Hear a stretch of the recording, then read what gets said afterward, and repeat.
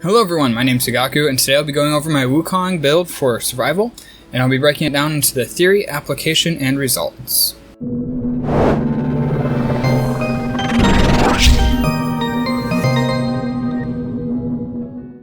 The theory: Wukong has a large amount of base health and armor.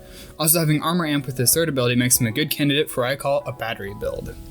Battery builds work by using the Rage or Hunter's Adrenaline to gain energy from taking health damage. The energy gained is then spent on amps and channeling your melee weapon for Life Strike. The health gained by Life Strike more than makes up for the energy being spent on channeling, even without melee efficiency mod.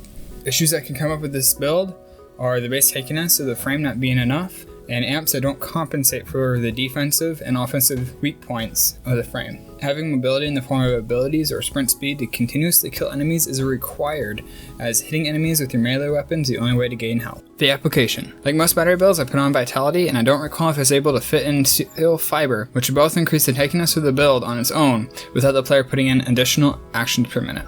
Of course, the build requires either Rage or Hunter's Adrenaline, or both. In this case, I opted for Rage, because I lacked the points to add Hunter's Adrenaline, which happens to be a strictly better Rage.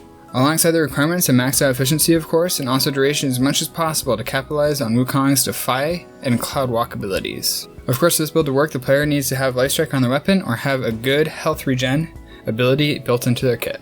My weapon of choice was GALATINE Prime, being at one point and having the highest single hit damage. My build is crit based, utilizing Berserker, and my primary weapon was TENORA, however I didn't use it much since Life Strike is melee only. Finally, we get to the results. With more difficulty than I would have guessed, Wukong did make a full 20 minutes in mods. However, there's a lot of abusing the damage Wukong's clones do, and the mobility / invulnerability of Cloud Walker. I got the chance to learn what Wukong's passive is firsthand. For those who don't know, it's basically 3 extra lives that each give a buff of some kind for a certain duration upon taking fatal damage. Unfortunately, the ability does not refresh when using Resurrection out of the 4 permission. The main issue and the task I found myself focusing on the most was closing the gaps between myself and the enemies to use Life Strike. Unlike frames with damage abilities in their kit or Excalibur, I found it difficult to continuously damage enemies enough that I was gaining rather than losing health. I have to recommend the build, especially against the infested. However, to reach 40 minutes in mods, it may require additional modifications, but I'm up for the challenge. Please leave your suggestions in the comments down below and subscribe to make sure you don't miss the build that makes it to 40 minutes. Every week I upload at least one curse spell video and been slowly introducing Warframe videos into my weekly content. You can find me on Twitch every Tuesday and Friday from 2 PM Eastern Daylight Time to 5 PM, depending on network availability and activities in my dorm. Make sure to make it an amazing day.